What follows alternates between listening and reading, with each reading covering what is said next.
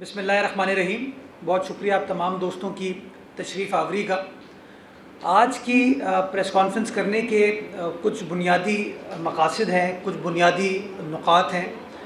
कुछ तो वफाकी हुकूमत की जानिब से, कुछ वफाकी वज़रा की बयानबाजी है, उसके बारे में बयानबाजी से गुरेज करते हुए, इल्ज़ामात से गुरेज करते हुए हक़ाइक़ कुछ आप लोगों के सामने रखना है। लेकिन उससे पहले मैं जो हालिया बारिशों से तबाही और तबाहकारी सारे सूबे में हुई है, वज़ीर आज़म पाकिस्तान की सारी आवाम की तवज्जो मैं मबज़ूल कराना चाहूँगा उस इशू के ऊपर। जैसा कि आप तमाम दोस्त जानते हैं कि हालिया बारिशों से पाकिस्तान भर में बड़ा नुकसान हुआ है, बड़ी परेशानियाँ हुई हैं मुख्तलिफ़ अज़ला में। पाकिस्तान भर के अंदर, चाहे वो सूबा सिंध हो, बलूचिस्तान हो, पंजाब के कुछ अज़ला हों, खैबर पख्तूनख्वा का एरिया हो, नुकसानात हर जगह हुए हैं। और तकलीफ़ की इस घड़ी में, मुश्किल की इस घड़ी में, मुश्किल के इस वक्त में पाकिस्तान पीपल्स पार्टी पाकिस्तान की आवाम के साथ खड़ी है और जो कुछ भी लोगों के मसाइल को हल करने के लिए किया जा सकता है वो पाकिस्तान पीपल्स पार्टी करने की कोशिश कर रही है। मैं सूबा सिंध के हवाले से आप तमाम दोस्तों को बताना चाहूँगा कि सिंध के 20 अज़ला हैं जहाँ पर सिंध हुकूमत ने कलामिटी डिक्लेयर की, यानी कि हालिया बारिशों की वजह से जो तबाही थी वो इन 20 अज़ला में बड़े हद तक आई, जिसके अंदर कराची के उस वक्त के 6 अज़ला भी शामिल हैं। और कलामिटी डिक्लेयर करने का इन अज़ला में बुनियादी मकसद ये था कि रिलीफ़ की कार्रवाइयों को अफ़ाम व तफ़हीम के साथ और इफ़ेक्टिवली किया जा सके और वफाकी हुकूमत की अटेंशन भी आप इन अज़ला के रिहायशियों की तकालीफ़ की तरफ मबज़ूल करा सके, ताकि वफाकी हुकूमत भी अपना किरदार अदा करे। इस हवाले से आपको याद होगा 2010-2011 में जब सूबा सिंध के अंदर सैलाब आया था और 2011 में मानसून की वजह से बड़ी तबाही हुई थी, तो उस वक्त की वफाकी हुकूमत ने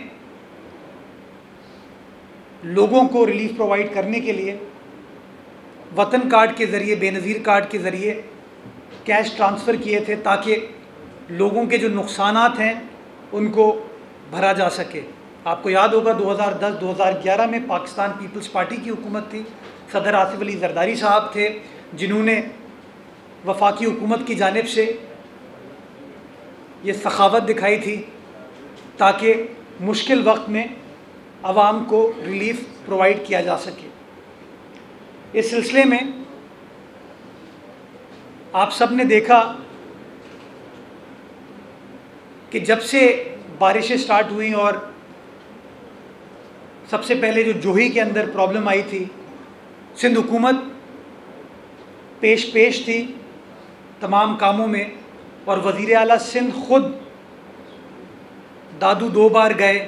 उसके बाद जो अंदरूनी सिंध के और अज़ला जहाँ पर बारिश से तबाही हुई थी उसका भी विज़िट किया।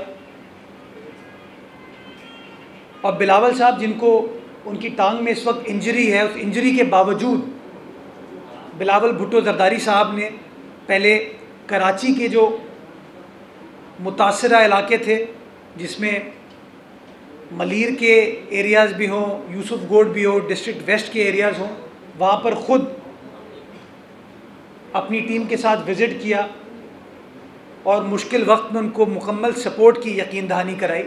और उसके बाद बिलावल साहब इस वक्त मीरपुर ख़ास में मौजूद हैं वज़ीर आला सिंध के साथ, ताकि जो तबाही लास्ट स्पेल में हुई है जिसके अंदर कराची शहर के साथ साथ मीरपुर ख़ास, उमरकोट,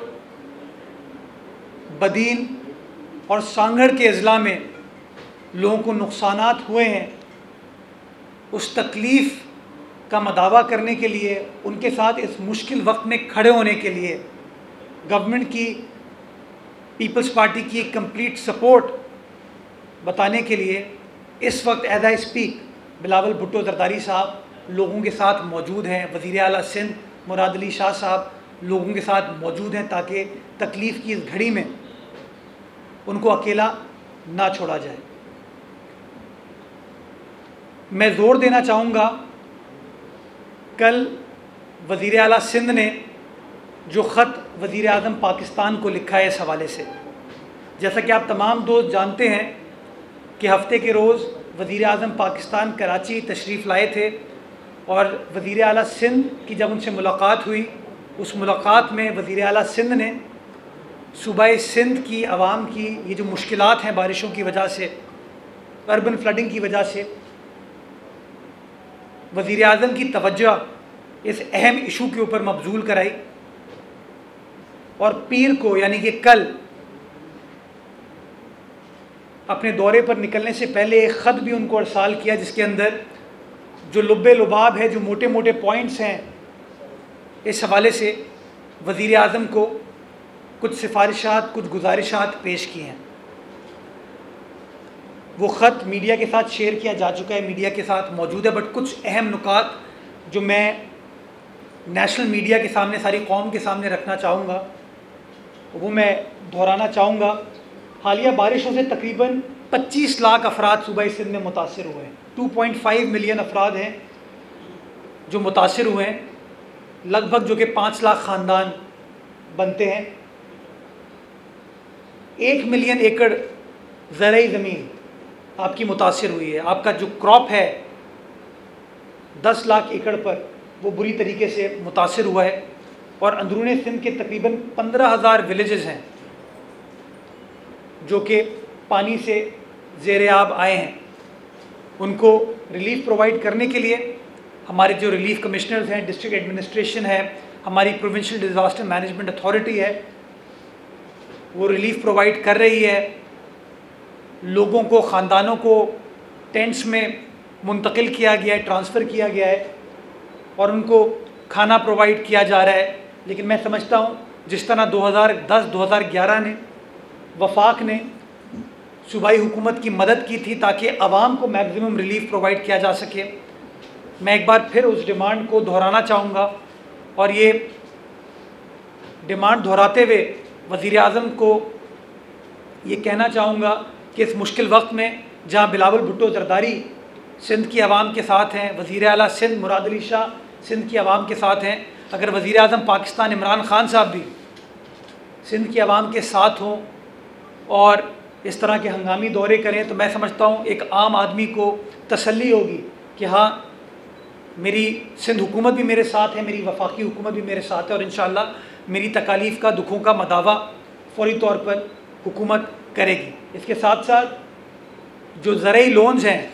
उनको माफ़ करने की बात की गई है, तो वो लेटर रिकॉर्ड पर आ चुका है। मैं एक बार फिर ज़ोर देना चाहूँगा कि उसमें जो डिमांड्स की गई हैं वो बड़ी जेन्युइन लेजिटिमेट डिमांड्स हैं जिससे एक आम आदमी को, सूबाई सिंध में बसने वाले आदमी को जो बुरी तरीके से मुतासिर हुआ है, उसको हम रिलीफ देने में कामयाब होंगे। और जो कैश ट्रांसफ़र्स की बात वज़ीर आला सिंध ने वफाकी हुकूमत से की है, वज़ीर आज़म से की है, अगर वो इस मुश्किल वक्त पर किया जा सके तो मैं समझता हूँ इंसानी खिदमत भी होगी और लोगों की तकालीफ़ में कमी हम ला सकेंगे। तो प्रोविंशियल गवर्नमेंट वफाकी हुकूमत की सपोर्ट की तरफ देख रही है, मदद की तरफ देख रही है ताकि मिलकर हम काम कर सकें और जो कोई भी रिलीफ हम प्रोवाइड कर सकते हैं इस मुश्किल वक्त में वो साथ की जा सके। इसके साथ साथ मैं कराची के हवाले से बात करना चाहूँगा कि कराची की तरक्की के हवाले से, कराची के इंफ्रास्ट्रक्चर के हवाले से लोग बातें तो बहुत करते हैं, ऐलानात तो बहुत करते हैं, लेकिन अनफॉर्चुनेटली अगर आप रीसेंट पास्ट पर नज़र डालें तो जो वादे किए गए वो वादे वफा नहीं हुए। जो ऐलानात किए गए उन ऐलानात को पूरा नहीं किया गया। 162 अरब रुपए का ऐलान कराची की तरक्की के लिए तरक्याती फ़ंड्स की शक्ल में इमरान ख़ान साहब ने किया था ऐलान, गालिबन फरवरी 2019 में। और सारी सिंध हुकूमत ने उस ऐलान को वेलकम किया था। और वेलकम करने की बुनियादी वजह ये थी कि कराची सिर्फ सूबा सिंध का दारुल खिलाफा नहीं है, वो पाकिस्तान का कमर्शियल इंडस्ट्रियल कैपिटल है। पाकिस्तान को 70% रेवेन्यू कमा के देता है। तो जहाँ मकामी हुकूमतें काम कर रही हैं, जहाँ सूबाई हुकूमत काम कर रही है, अगर वफाकी हुकूमत भी अपना तीनों tears of government collectively Karachi के मामलात को हल कर पाएंगे और कराची के अंदर सस्टेनेबल चेंज आ पाएगा। और ये इसलिए भी ज़रूरी है कि जैसा कि आप तमाम दोस्त जानते हैं कि कराची इस लिहाज से मुनफरिद है कि कराची किसी एक इदारे के अंडर काम नहीं करता। कराची के अंदर मकामी हुकूमतें भी हैं, सूबाई हुकूमत भी है और वफाकी हुकूमत के इदारों का भी स्टेक है। तो जब तक वफाक दिलचस्पी नहीं लेगा कराची के मामलात को हल करने में, तब तक मैं समझता हूँ सस्टेनेबल चेंज कराची शहर में नहीं आ सकता। इस हवाले से माजी की तमाम तलखियों को साइड में रख के, तमाम मायूसी को साइड में रख के, above politics, keeping the interest of Karachi Paramount, ताकि मीनिंगफुल डायलॉग किया जा सके कि किस तरीके से सिंध हुकूमत और वफाकी हुकूमत मिलकर कराची के जो इश्यूज़ हैं उनको रिज़ॉल्व कर सके। और जहां मैं अपनी हुकूमत की बात करता हूं कि मेरी हुकूमत ने, मैं वफाकी हुकूमत को भी अप्रिशिएट करना चाहूँगा कि वफाकी हुकूमत ने भी कराची के मामलात पर संजीदगी दिखाई और आमादगी का कि आइए मिलकर काम करते हैं। और इस स्पिरिट के साथ दोनों हुकूमतों ने मिलकर एक प्लान चॉक आउट किया कि कौन क्या क्या काम करेगा। जैसा कि आप तमाम दोस्त जानते हैं कि जो मौजूदा फाइनेंशियल हालात हैं, चाहे वो पाकिस्तान के हों या सूबा सिंध के हों, कोई भी ऐलान उस वक्त तक इम्प्लीमेंट नहीं हो सकता जब तक आपके पास फिस्कल स्पेस अवेलेबल ना हो। और फिस्कल स्पेस क्रिएट करने के लिए इंटरनेशनल डोनर एजेंसी से बात करने के लिए एक लंबा प्रोसेस होता है जिसको आपको फॉलो करना होता है। तो पिछले 2 साल से सिंध हुकूमत बहुत सारे प्रोजेक्ट्स के हवाले से फॉरेन एजेंसी से बात कर रही थी, निगोशिएट कर रही थी, इंगेज कर रही थी। और बहुत सारे काम सिर्फ पेपर पर नहीं थे, वो अब फाइनल स्टेजेस पर आ गए थे। इस सिलसिले में वज़ीर आला सिंध ने पिछली जुमेरात को प्रेस कॉन्फ्रेंस की और आप तमाम दोस्तों के सामने अपना प्लान बताया कि कराची शहर की सस्टेनेबल डेवलपमेंट के लिए सिंध हुकूमत जिन प्रोजेक्ट्स के ऊपर काम कर रही है, जिसमें वो प्रोजेक्ट्स जो इम्प्लीमेंट किए जा रहे हैं, वो प्रोजेक्ट जो कि कंसीव किए जा चुके हैं और वो प्रोजेक्ट जिसके ऊपर फॉरेन फंडिंग अरेंज की जा चुकी है, उन तमाम की तफसीलात कौम के सामने रखी। आप तमाम दोस्त वहाँ मौजूद थे। टोटल क्वांटम हजम उस इन्वेस्टमेंट का 802 अरब रुपए था। वो तमाम डिटेल्स वज़ीर आला सिंध ने आपके सामने रखी और उस उम्मीद का इजहार किया कि जिस तरह प्रोविंशियल गवर्नमेंट इस फंडिंग को अरेंज कर रही है 802 अरब रुपए को, इस चीज़ को वफाकी हुकूमत मैच करेगी। ये रिक्वेस्ट थी वज़ीर आला सिंध की, जो मैं समझता हूँ हर शख्स की रिक्वेस्ट हो सकती है। वफाकी हुकूमत एक्सेप्ट करे ना करे वो वफाकी हुकूमत का काम है, लेकिन डिमांड करना, रिक्वेस्ट करना हमारा हक़ है, हमारा फ़र्ज़ है।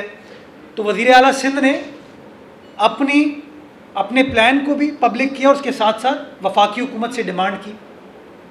अगले रोज़ जुमे के रोज़ chairman people's party Bilawal Bhutto Zardari साहब ने यही प्रेस कॉन्फ्रेंस की बारिश के हवाले से, और उस प्रेस कॉन्फ्रेंस में एक बार फिर उन्होंने इस बात को रिपीट किया कि सिंध हुकूमत 802 अरब रुपए का तरक्याती पैकेज कराची शहर के लिए ला रही है और वो कोई 1 साल का पैकेज नहीं है। इसको वाज़ेह किया गया था कि ये 5 साल पर मुहित एक प्लान है जिसके तहत कराची के सेवरेज के मसाइल को, पानी के मसाइल को, इंफ्रास्ट्रक्चर के मसाइल को, मास ट्रांजिट के मसाइल को, कराची के ओवरऑल आउटलुक को सिंध हुकूमत बेहतर करेगी और तरीक़ेकार क्या होगा, तमाम तफसीलात शेयर की गई। और उन्होंने भी इस उम्मीद का इजहार किया कि वफाकी हुकूमत सिंध हुकूमत की इस कंट्रीब्यूशन को मैच करेगी, क्योंकि कराची हम सब का है। हफ्ते को एक अच्छे माहौल में मीटिंग होती है, एक अच्छी नीयत के साथ मीटिंग होती है, जिसमें वज़ीर आज़म पाकिस्तान 1100 अरब रुपए के तरक्याती पैकेज का ऐलान करते हैं। एक बहुत अच्छी चीज़ है ये कि इंशाअल्लाह अगर ये इसी लेटर एंड स्पिरिट में कराची में इम्प्लीमेंट होता है तो मैं समझता हूँ जो ग्राउंड रियलिटी है कराची की वो तब्दील होगी, उसमें बेहतरी आएगी। वफाक अपना किरदार अदा करेगी, सूबाई हुकूमत अपना किरदार अदा करेगी। लेकिन आपको याद होगा कि वज़ीर आज़म ने जब ये ऐलान किया वो एक मुनफरिद प्रेस कॉन्फ्रेंस थी जहाँ पे सहाफ़ी अलाउड नहीं थे, तो आप लोग सवाल वज़ीर आज़म से पूछ नहीं पाए। तो जब प्रेस कॉन्फ्रेंस ख़त्म हो गई, बिजनेसमैन वज़ीर आज़म से मिले थे, जो PTI के दोस्त वज़ीर आज़म से मिले थे और जो सिंध हुकूमत के लोग वज़ीर आज़म से मिले थे, उन सब से सवाल किया। प्राइम मिनिस्टर साहब ने ऐलान कर दिया 800 अरब आप लोग दे रहे हैं, तो माशाल्लाह 1900 अरब रुपए कराची में इन्वेस्ट होने जा रहे हैं, तो कराची की तो तकदीर तब्दील हो जाएगी। तो तब मैं समझता हूँ हमने भी वाज़े किया, औरों ने भी वाज़े किया कि ये जो 1100 अरब हैं इसके अंदर 802 अरब सिंध हुकूमत के शामिल हैं।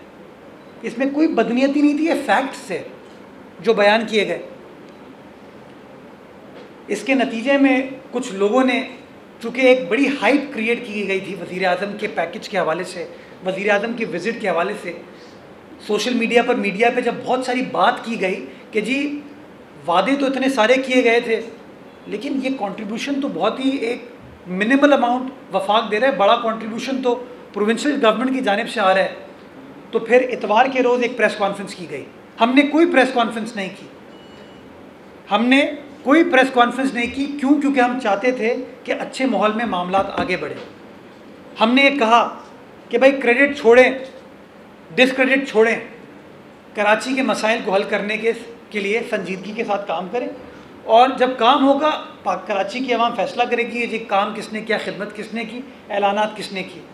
तो जो तनकीद मीडिया पर, सोशल मीडिया पर की गई, उसके जवाब में इतवार को प्रेस कॉन्फ्रेंस हुई और उस प्रेस कॉन्फ्रेंस में वफाकी वुज़रा ने अगेन उस स्पिरिट को तो आगे लेके गए, लेकिन तनकीद से बचने के लिए उन्होंने कह दिया कि 1100 अरब में 62% जो है वो वफाकी हुकूमत का है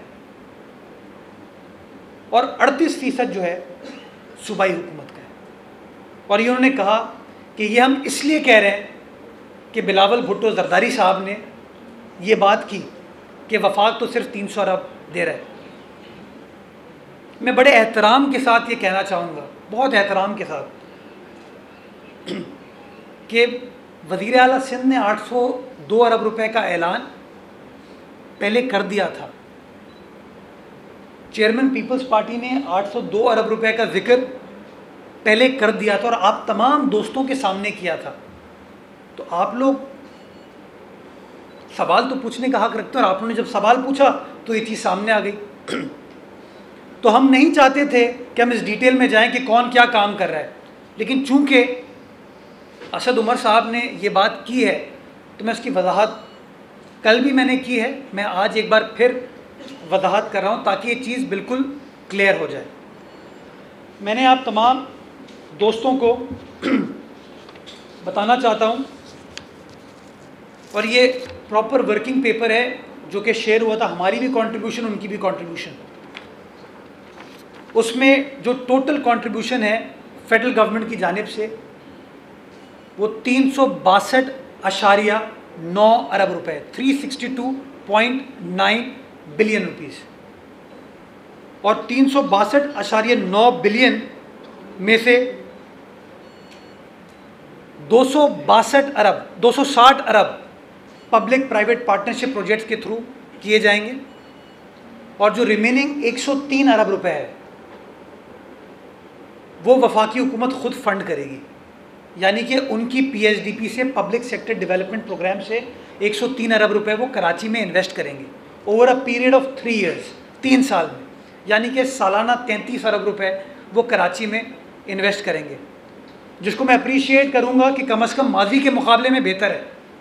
लेकिन मैं ये बताना चाहूँगा कि ऐलान उन्होंने 1 साल का, वो जो आपको याद होगा, 162 अरब रुपए किया था, क्रेडिट लेने की कोशिश की थी, लेकिन जब अमली एतबार पे कागजी चीज़ की है तो वो 103 अरब रुपए कराची के लिए रख रहे हैं। 3 साल में सालाना आ गया 33 अरब रुपए, और क्रेडिट वो ये ले रहे हैं कि 62% इन्वेस्टमेंट जो है वो करना चाह रहे हैं। अब वो 62% बना कैसे रहे, मैं उसकी भी आपको एक्सप्लेन कर दूं। अच्छा, 1100 अरब में 362 उनके हो गए, 362.9 अरब रुपए, और 749.9 बिलियन सिंध हुकूमत के हो गए। ये एग्जैक्ट इसकी बाइफर्केशन है, 749.9 बिलियन यानी कि 749.9 अरब सिंध हुकूमत के। इसमें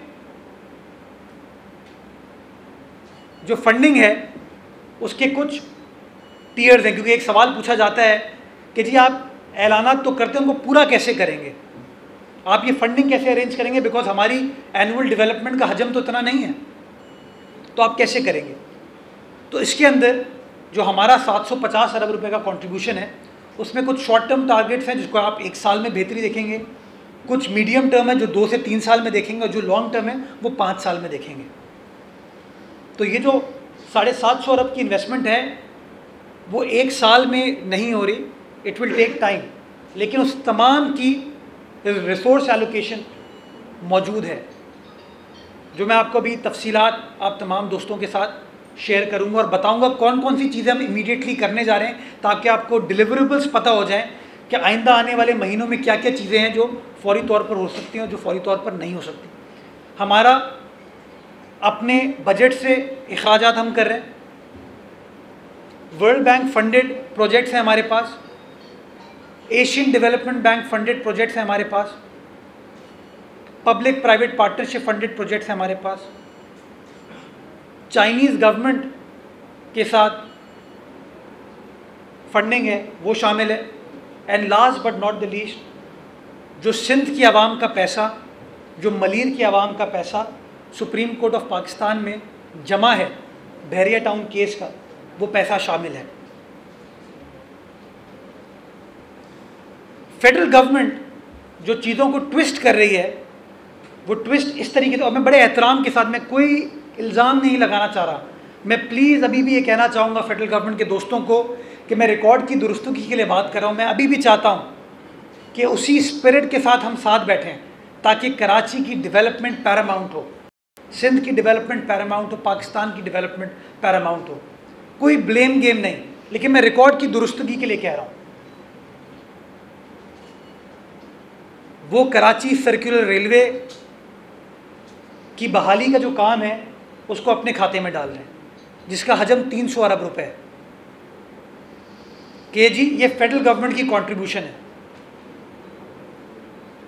मैं उनके सामने ये बताना चाहूँगा, और आप सब पुराने सहाफ़ी हैं, सिंध गवर्नमेंट को रिपोर्ट करते आए हैं, कराची सर्कुलर रेलवे सीपेक का हिस्सा है, और सीपेक का हिस्सा वो दिसंबर 2016 को बना सिंध हुकूमत की वज़ीर आला सिंध की रिक्वेस्ट पर, हमारी रिक्वेस्ट पर 3 दिसंबर 2016 को इसकी मंजूरी दी गई। सीपेक की मीटिंग में ये कहा गया इसकी फीजिबिलिटी तैयार की जाए। वो फीजिबिलिटी सिंध हुकूमत के ट्रांसपोर्ट डिपार्टमेंट ने तैयार की, और फीजिबिलिटी तैयार करके उसको वफाकी हुकूमत को भेजा ताकि एक्निक से उसको अप्रूव किया जा सके। और एक्निक अप्रूव करती है जब एग्जीक्यूटिंग एजेंसी रिक्वेस्ट को भेजती है by way of planning and development department.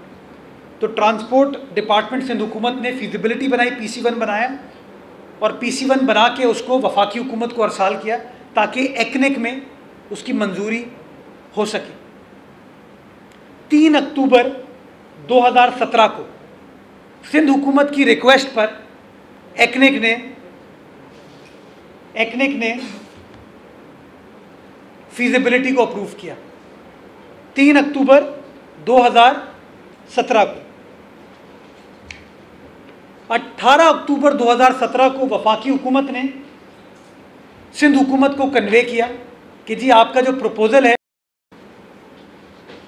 वो अप्रूव हो है और आप अब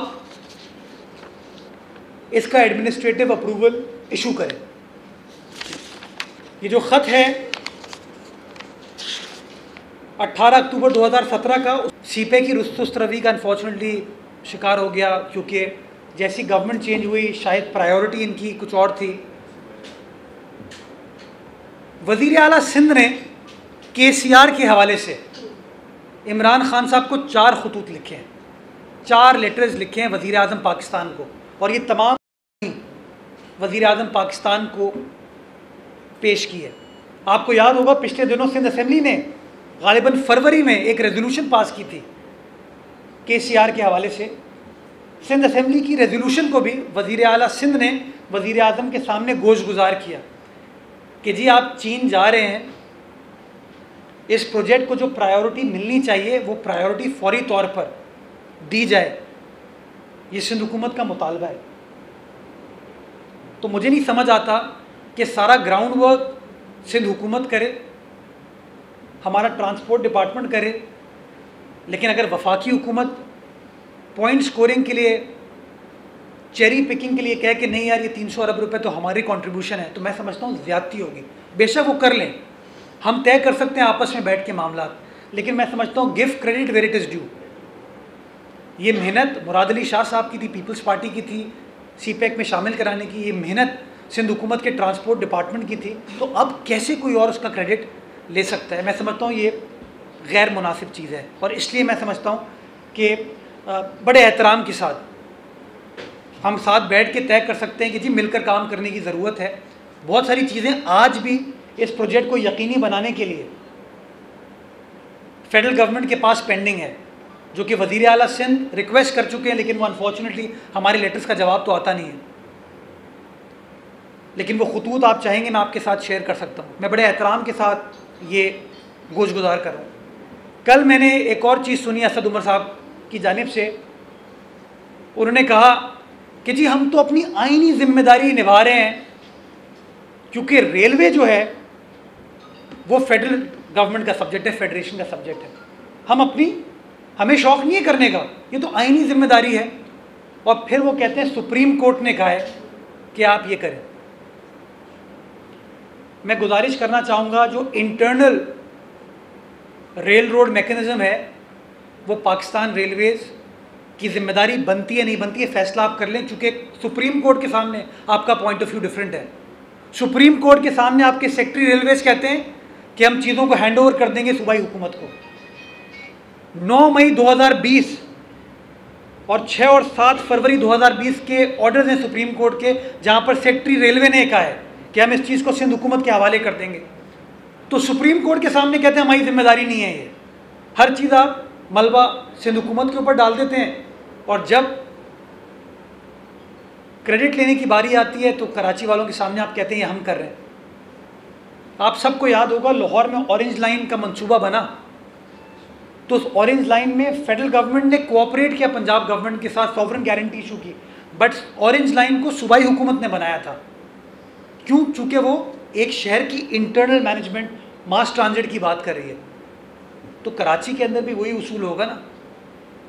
तो मुझे नहीं समझ आता कि पब्लिक में, प्रेस कॉन्फ्रेंसेस में पॉइंट स्कोरिंग के लिए वो आपकी जिम्मेदारी हो जाती है जहाँ क्रेडिट मिल रहा होता है, लेकिन जब सुप्रीम कोर्ट के सामने सुप्रीम कोर्ट सवाल पूछती है कि जी KCR क्यों रिवाइव नहीं हुई, तो आप कहते नहीं जी सिंध गवर्नमेंट को हम हैंड ओवर कर देंगे। तो अगर वफाकी हुकूमत वंस एंड फॉर ऑल इसको भी क्लियर कर ले, मैं बड़े एहतराम के साथ कह रहा हूँ, कागजात ऑर्डर्स हमारे पास मौजूद है जहाँ पर सेक्रेटरी रेलवे ने क्या पॉइंट ऑफ व्यू मौजूद सुप्रीम कोर्ट के सामने रखा था। तो ये चीज़ बड़ी क्लियर हो गई कि 300 बिलियन जो है वो प्रोविंशियल गवर्नमेंट की तरफ से आ रही है। दूसरी चीज़ आती है उनकी, वो है बहरिया टाउन केस में जो सुप्रीम कोर्ट में पैसे पड़े हुए, वो पैसे सिंध के हैं, ज़मीन सिंध की है, मलीर की है, सिंध की आवाम के। वो पैसे गालिबन को इस वक्त 60-62 अरब रुपए सुप्रीम कोर्ट में जमा हो चुके हैं।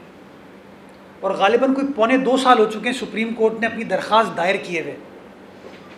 ऑन रिकॉर्ड है कि सुप्रीम कोर्ट में सिंध गवर्नमेंट ने अपनी दरख्वास्त दायर की है कि जी पैसे सिंध हुकूमत को मुंतकिल किए जाएँ ताकि हम सिंध के अंदर जो डेवलपमेंट का काम है, जो काम है तरक्याती काम, उसको कंप्लीट कर सकें। अभी तक हमारी दरख्वास्त पे इसलिए फ़ैसला नहीं हुआ कि वफाकी हुकूमत ने एक काउंटर दरख्वास्त दायर की हुई है। वफाकी हुकूमत ने एक काउंटर दरख्वास्त दायर की हुई है कि पैसा हमारा है, सिंध का नहीं है, ये वफाक का पैसा है। तो मैं एक सवाल पूछना चाहूँगा कि ज़मीन हमारी, मलीर हमारा, सिंध हमारा, सिंध की आवाम हमारी, तो पैसा किसको मिलेगा? वो कहते हैं नहीं जी ये करप्शन हुई थी, ये हुआ था, वो हुआ था, इसलिए आपको नहीं मिलेगा। वो मैं शिबली फराज साहब की भी बातें सुनता हूँ, कहते हैं जी वो अनफॉर्चुनेट है जो वो बातें करते हैं। किसी इदारे का प्ली बार्गेन होता है, जब करप्शन होती है और नैब रिकवरी करती है, तो रिकवरी करने के बाद पैसा उस इदारे को जाता है, उस हुकूमत को जाता है, या नैब अपने पास रखती है? उस हुकूमत को जाता है। अगर पंजाब में किसी केस में करप्शन हुई, प्ली बार्गेन हुआ, तो नैब रिकवरी करेगी और पैसा पंजाब गवर्नमेंट के हवाले करेगी। केपी हुआ तो गवर्नमेंट के हवाले करेगी।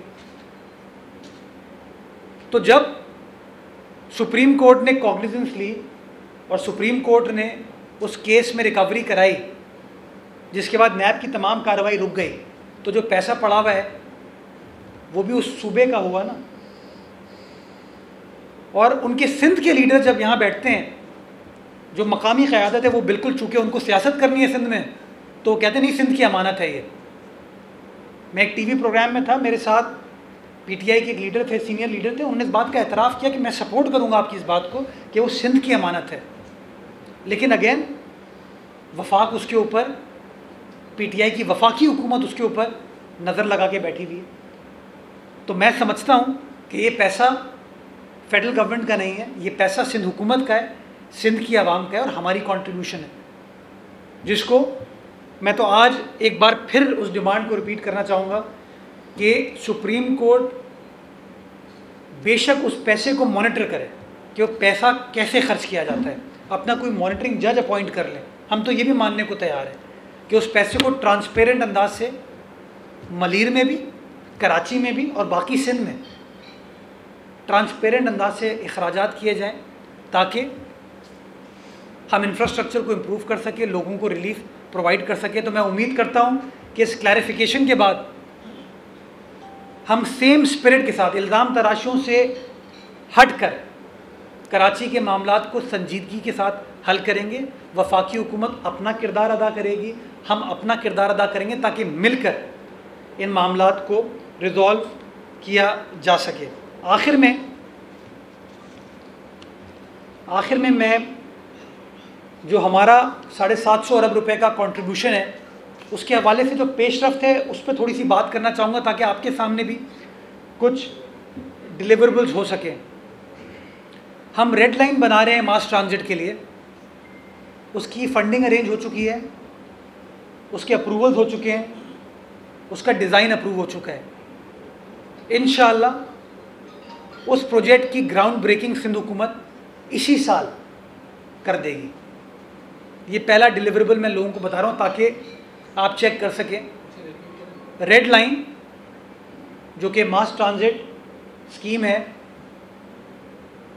फॉरेन फंडिंग के इश्तराक से तमाम अप्रूवल्स उसके हो चुके हैं, उसके डिज़ाइन वगैरह अप्रूव हो चुके हैं, अब उसका काम इंशाल्लाह स्टार्ट होना है। तो तरजीही बुनियादों पर उसका काम स्टार्ट किया जाएगा, और मैं समझता हूँ अगले 3 महीनों के अंदर, 4 महीनों के अंदर इस काम को स्टार्ट कर दिया जाएगा, जिसके बाद काम की तकमील 2 से 2.5 साल 3 साल का पीरियड है उस प्रोजेक्ट को कंप्लीट होने के लिए। दूसरी चीज़ है जो मैं समझता हूँ बहुत इम्पॉर्टेंट संग मील है, वो है मलीर एक्सप्रेसवे, जो कि तकरीबन 27-28 अरब रुपए की लागत से तामीर किया जा रहा है। जैसे लियारी एक्सप्रेसवे है, ये मलीर रिवर के साथ एक्सप्रेसवे बनाया जा रहा है, ताकि जिन लोगों को M9 पर ट्रैवल करना है वो शहर के बीच में से ना जाएं, आपको बार बार से रास्ता मिलेगा हाईवे टच करने का। इसका तमाम डॉक्यूमेंटेशन, प्रोसीजर, अप्रूवल्स, टेंडरिंग हो चुकी है और इंशाअल्लाह आइंदा चंद हफ्तों में मलीर एक्सप्रेसवे की ग्राउंड ब्रेकिंग कर दी जाएगी। इसका तमाम प्रोसीजर कंप्लीट हो चुका है। इसकी ग्राउंड ब्रेकिंग इंशाअल्लाह चंद हफ्तों में स्टार्ट कर दी जाएगी। इसका कंप्लीशन टाइम 24 महीने से 30 महीने है, यानी कि 2 साल से 2.5 साल है। और ये इंशाअल्लाह आपकी ट्रैफिक कंजेशन के इश्यूज़ को, स्पेशली जो आपके ट्रेडर्स हैं, उनके लिए बहुत बड़ा संग मील साबित होगा। तीसरी चीज़ वो है लिंक रोड, जो कि नेशनल हाईवे को और सुपर हाईवे को कनेक्ट करता है। इस प्रोजेक्ट की तमाम डॉक्यूमेंटेशन, अप्रूवल्स हो चुके हैं और हम टेंडरिंग प्रोसेस में आए हुए हैं। इस वक्त टेंडरिंग प्रोसेस उसके बारे में इनिशिएट किया जा चुका है, उसको भी सिंध गवर्नमेंट स्टार्ट कर रही है। उसका भी कंप्लीशन टाइम 2 से 2.5 साल होगा। और again after fulfilment of all codal formalities, इसके ऊपर भी ये कुछ माह लगेंगे तमाम फॉर्मेलिटीज़ को कंप्लीट होने में। इस प्रोजेक्ट को भी स्टार्ट कर दिया जाएगा। ये भी बड़ी अहम डेवलपमेंट होगी, चूँकि ये आपके नेशनल हाईवे को और सुपर हाईवे को कनेक्ट करेगा, तो एक अहम डेवलपमेंट होगी। उसके अलावा 2 और शाहराहें कराची नेबरहुड इम्प्रूवमेंट प्रोजेक्ट के तहत, वो तकरीबन कोई 45 से 60 रोज़ लगेंगे उस प्रोजेक्ट को कंप्लीट करने में। एक ऑन गोइंग काम चल रहा है। तो ये चीज़ इब्राहिम हैदरी के एरिया में, मलीर के एरिया में एक बड़ी खुशगवार तब्दीली सिंध हुकूमत की जानिब से आइंदा चंद हफ्तों में आने वाली है। जिस तरह आपने देखा था कराची नेबरहुड इम्प्रूवमेंट प्रोजेक्ट के तहत पीपल स्क्वायर हमने तामीर किया था। इसके अलावा मौजूदा बजट में 7.8 अरब रुपए repair of major roads of Karachi के लिए सिंध हुकूमत ने रखा है, जो कि इस साल खर्च किए जाएंगे। 7.8 अरब रुपए। ये मैं इसलिए आइडेंटिफाई कर रहा हूँ कि ये डिलीवरेबल सामने आपको नज़र आ रहे हैं। मैं किसी और की तरह बात नहीं कर रहा कि हम ये कर देंगे, कागज़ों पे नहीं। मैंने आपको बात की, अगर रेड लाइन की प्रोसीजर कंप्लीट हो चुका है। मैंने आपसे बात की मलीर एक्सप्रेसवे की प्रोसीजर कंप्लीट हो चुका है। मैंने आपसे बात की लिंक रोड की प्रोसीजर ऑन गोइंग है। मैंने आपसे बात की इब्राहिम हैदरी की सड़कों की, मलीर की सड़कों की, तो वो ऑन गोइंग है। मैं आपको टाइम फ्रेम दे रहा हूँ। और आखिर में जो मैं ये 7.8 अरब रुपए मेजर रोड्स का कंपोनेंट आपको अपने बजट का बता रहा हूँ, ये ऑन गोइंग है। इसमें कुछ कराची की अहम शाहराहें तामीर की जाएंगी और कुछ पैसा इसके अलावा हमने ब्यूटिफिकेशन के लिए रखा है, ताकि तज़ीन व आराइश भी हो सके, उसको बेहतर तरीके से प्रेजेंट किया जा सके। ये तमाम चीज़ें बयान करते हुए मैं एक बार फिर ये गुजारिश करना चाहूँगा कि सिंध हुकूमत कराची के मसाइल को हल करने के लिए संजीदा है और सिंसियर है।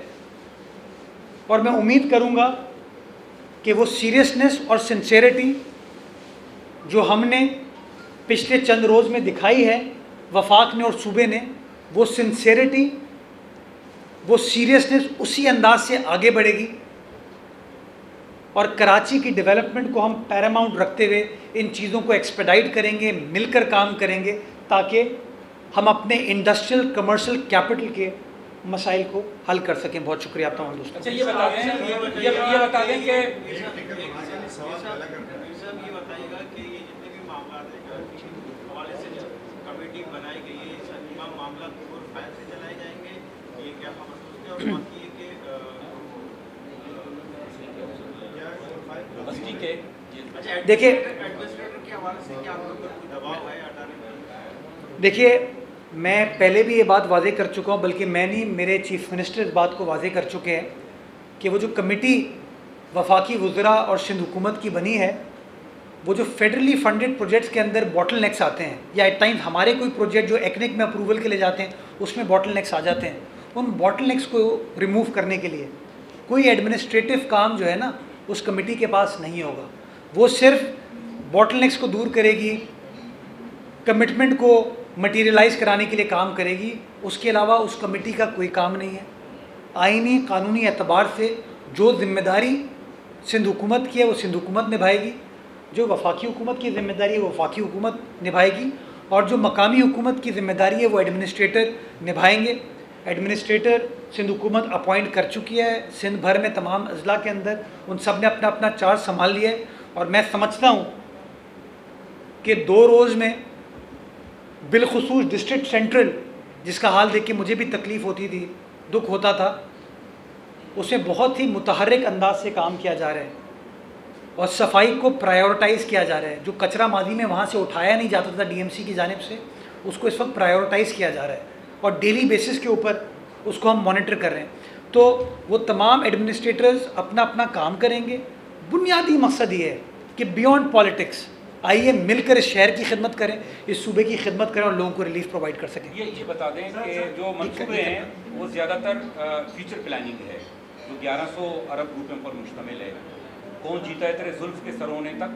अभी जो कराची के लोगों की ज़रूरत है, जो नालों की सफाई है, जो बारिशों के बाद जहाँ जहाँ पानी गड़ा हुआ है और गंदगी और गलाजत के ढेर पड़े हुए हैं, इस हवाले से कोई बात नहीं हो रही है, ना वफाकी हुकूमत की तरफ से ना सूबाई हुकूमत की तरफ से। मैं बड़े एहतराम के साथ आपसे इख्तिलाफ़ करूँगा, क्योंकि मैंने आपको बताया कि 1 साल, 3 साल, 5 साल जो इमीडिएट डिलीवरेबल्स हैं वो मैंने आपको बता दिए, जिसके ऊपर कोई हवा में बात नहीं हो रही। अगर मैं आपको कह रहा हूँ कि मलिर एक्सप्रेस वे बनने जा रहा है तो मैं आपको बता रहा हूँ कि ये चीज़ हो रही है। अगर मैं आपको कह रहा हूँ कि लिंक रोड के ऊपर काम हो रहा है, चीज़ हो रही है। सेवरेज ट्रीटमेंट पे पब्लिक प्राइवेट पार्टनरशिप मोड में बहुत आगे सिचुएशन पहुँच गई है और सेवरेज ट्रीटमेंट को प्रायोरिटाइज़ किया गया है इसके अंदर। मैं आपको इस बात की यकीन दहानी कराता हूँ कि उन तमाम मामला जो हम कोट कर रहे हैं, जो हमारे प्रोजेक्ट्स हैं, उसके ऊपर कोई ना कोई काम हुआ हुआ है। वो तख़य्युलाती चीज़ नहीं है, वो प्रैक्टिकल चीज़ है और उसको इम्प्लीमेंट किया जाएगा। और मैं पुरुमीद हूँ कि फ़ेडरल गवर्नमेंट इन तमाम काम को करने में हमारी मदद करेगी, सिंसियर अंदाज से मदद करेगी। चूँकि मैं समझता हूँ ये जो प्रेस कॉन्फ्रेंसेस होती है ना कि फ़लाँ चोर है, फ़लाँ डाकू है, फ़लाँ ऐसा है, फ़लाँ वैसा है, मैं समझता हूँ ये प्रेस कॉन्फ्रेंसेस आवाम के मसाइल हल नहीं करती। इसलिए मैं शिबली फराज साहब की बातों का जवाब नहीं देना चाह रहा। मैं गलत समझता हूँ, मैं समझता हूँ उनको ये बात नहीं करनी चाहिए थी। जब अच्छे स्पिरिट के साथ काम किया जा रहा है, वज़ीर आला सिंध ने जो कल लेटर लिखा है वज़ीर आज़म को, उसमें वज़ीर आज़म का शुक्रिया अदा किया है कि आप कराची आए और आपने संजीदगी का मुजाहरा किया। तो मैं समझता हूँ जब सिंध हुकूमत अपना दिल खोल रही है, डिस्पाइट ऑल पॉलिटिकल डिफरेंसेस हम मिलकर काम करने को तैयार है, तो मैं समझता हूँ वफाक को भी ये फराख दिली दिखानी चाहिए। ये काजी साहब, ये जो ख़त है ये इसी चीज़ की कड़ी है ना, जो कल वज़ीर आला सिंध ने वज़ीर आज़म को लिखा है। ये बताया है, उनकी तवज्जो मबजूल कराई है कि मामलात बड़े संगीन हैं, लोगों को बड़ा नुकसान पहुँचा है। नुकसान का हल तलाश करने के लिए, नुकसान का अदराक करने के लिए वफाकी हुकूमत को अपना किरदार अदा करने की ज़रूरत है। तो हम जो कुछ कर सकते हैं वो कर रहे हैं। हमारी जितनी कैपेसिटी है सिंध हुकूमत की, हमें पैसा कहीं बाहर से तो नहीं मिलता। आपको याद होगा 2010-2011 में चूँकि वफाकी हुकूमत हमारी थी तो वर्ल्ड फूड प्रोग्राम के तहत बड़ा पैसा, बड़ी रिलीफ शहरियों को दी गई थी। चूँकि फेडरल गवर्नमेंट हमारे पास थी, सूबाई हुकूमत इस तरह इंगेज नहीं कर सकती इंटरनेशनल डोनर एजेंसीज़ के साथ। तो इसलिए वज़ीर आला ने ये तवज्जो मबजूल कराई है ताकि वफाकी हुकूमत भी प्रायोरिटी के साथ इन मामलात को हल करे। अभी डॉक्टर खालिद मकबूल सिद्दीकी साहब जो मुत्तहिदा के कन्वीनर हैं, उन्होंने ख़ास तौर पे आपने जो एडमिनिस्ट्रेटर की तयनाती की है अब उस पर एतराज़ किया है। उन्होंने कहा है कि पीपल्स पार्टी ने लसानी तफरीक की बुनियाद रख दी है और अब हमें मजबूर किया जा रहा है रोड पर निकलने के लिए, और अगर हम रोड पर निकले तो फिर पता नहीं कहाँ जाएंगे, 100-150 लोग आ जाएंगे। बड़े बड़े मामलात जो है उन्होंने बड़ी धमकियाँ दी है। अब आप लोगों की खैर नहीं है, अब आप क्या कहेंगे? वाकई लसानी बुनियाद पे आपने किया है? देखिए, मैं समझता हूँ MQM तय कर ले कि वो लसानियत पर बिलीव करती है कि नहीं, ये तय कर लें वो, क्योंकि वो जब उनको अब प्रोग्रेसिवनेस शो करनी होती है तो वो कहते हैं कि जी सिंध हमारा है, सिंधी हमारे हैं, हम सिंधी हैं, लेकिन धरती माँ है, उसका कोई बंटवारा नहीं कर सकता। लेकिन जब उनको अपनी सियासत करनी होती है तो वो कहते हैं कि जी ये लसानियत बढ़ती जा रही है। क्या सुहेल राजपूत उर्दू स्पीकिंग नहीं है। थोड़ा मैं समझता हूँ ये जो लसानियत की फ़िज़ा बार बार ये लोग करते हैं, ये गलत है, नहीं होना चाहिए। ये सूबा हमारा है, ये शहर हमारा है, इस सूबे के गांव देहात हमारे हैं। लोगों की तफरीक ना करें, मिलकर काम करें, तभी मामलात को हम हल कर पाएंगे। बाकी एहतजाज करना हर सियासी जमात का हक़ है। एहतजाज करना चाहते हैं, 100-150 लोग लाना चाहते हैं, बिस्मिल्लाह करें, कर लें। मैं समझता हूँ उनको अपने हाउस इन ऑर्डर करने की ज़रूरत है। जो पिछले 4 साल में उनके बल्दियाती नुमाइंदों ने इस शहर के साथ ज़्यादती की है, अगर मैं उसके ऊपर बात करना स्टार्ट कर दी तो मैं समझता हूँ बड़ी प्रॉब्लम होगी उनके लिए।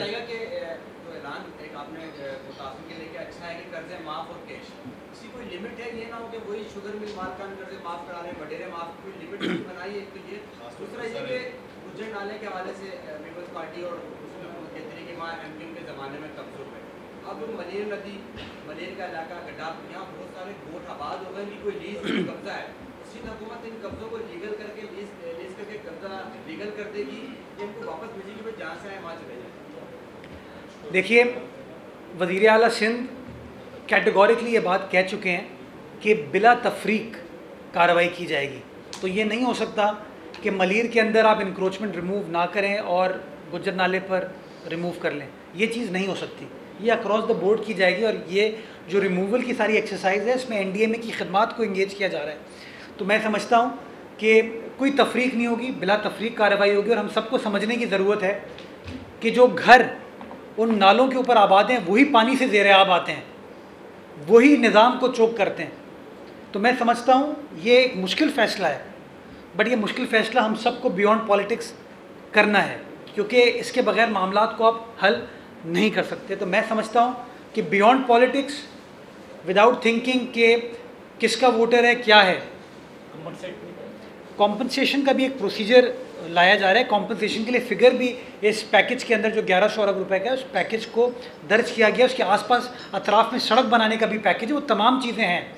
तो एक मैसिव प्रपोज़ल के साथ सिंध हुकूमत, वफाकी हुकूमत साथ आ रही है और मैं समझता हूँ अच्छी नीयत के साथ आ रही है। इंशाल्लाह ये अच्छी नीयत है, ये प्रिवेल करेगी और इस अच्छी नीयत के साथ ये अक्रॉस द बोर्ड कार्रवाई की जाएगी। शहरवानी साहब का आपने जिक्र किया, शहरवानी साहब के बारे में तो ये अमूमी राय है कि जो बंदा रोजमर्रा अशिया की कीमतों को कंट्रोल नहीं कर सका वो क्या काम करेगा कराची के लिए। खुद अली जैसी भी बड़ी उनकी तारीफ करे, तो कि ये कोई जॉइंट वेंचर है कोई अल्लाह के नेक बंदों का, PTI और पीपल्स पार्टी का, ये क्या इफ्तिखार शहरवानी में ऐसी कौन सी खूबियाँ हैं? की कीमतें इफ्तिखार शहरवानी साहब इसी सिंध हुकूमत के सेक्रेटरी कानून थे, इसी सिंध हुकूमत के कमिश्नर कराची थे 2 साल। इसी हुकूमत ने उनको सेक्रेटरी बल्दियात लगाया था और इसी हुकूमत ने अब उनको एडमिनिस्ट्रेटर अपॉइंट कर दिया गया है। इफ्तिखार शहरवानी साहब ने पिछले 2 साल डायरेक्टली कराची के मामलात को देखा है एज कमिश्नर कराची।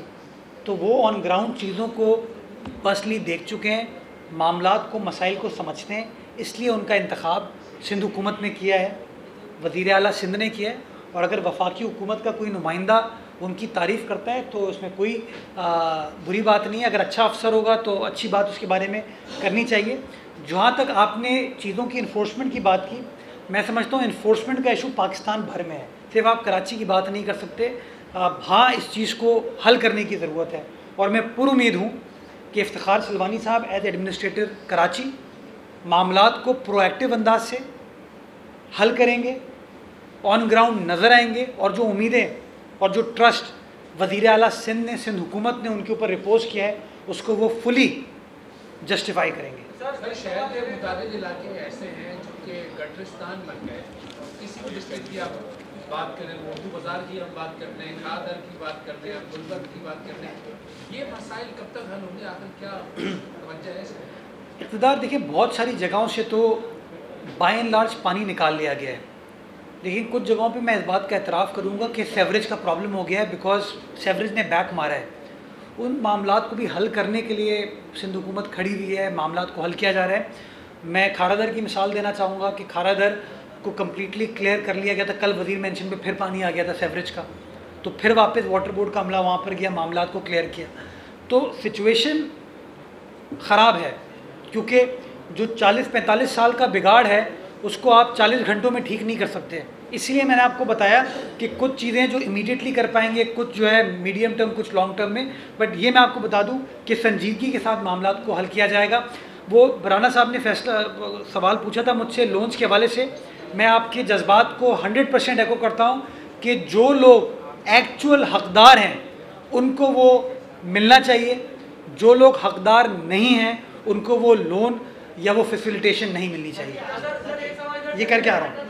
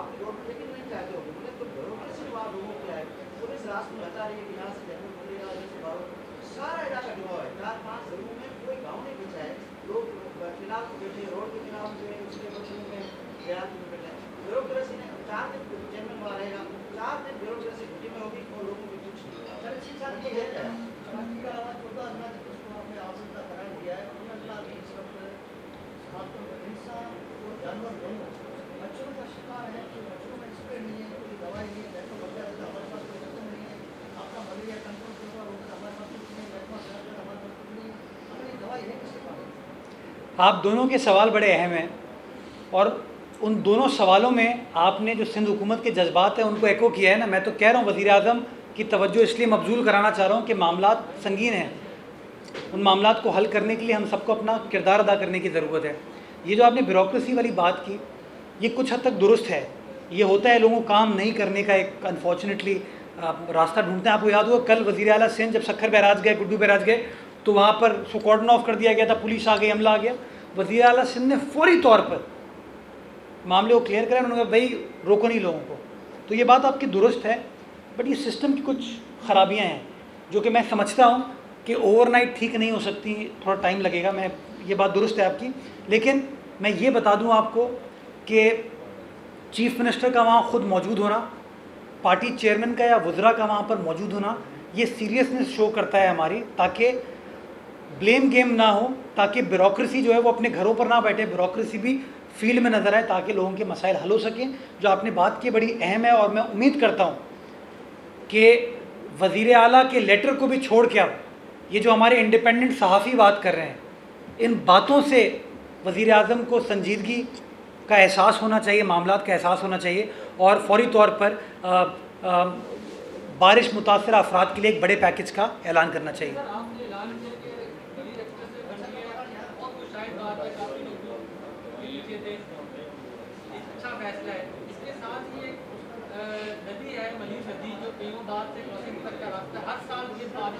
कॉजवे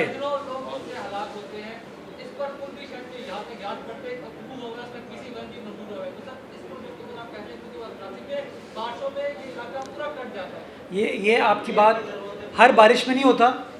अब की बार अच्छी मनसूबाबंदी की गई थी तो शुरू की बारिशों में नहीं हुआ, लेकिन पिछले 2 रोज़ में ये इलाका हफ्ते और इतवार को मुतासर हुआ। जो ईबीएम कॉजवे बिल्कुल मुतासर हुआ। आपकी बात दुरुस्त है। मैं चेक कर लेता हूँ कि आया पुल है या नहीं। अगर है तो बिल्कुल उसको प्रायोरिटी देंगे। आपका सवाल बिल्कुल ठीक है, मैं सपोर्ट करूँगा इस बात को। बहुत शुक्रिया।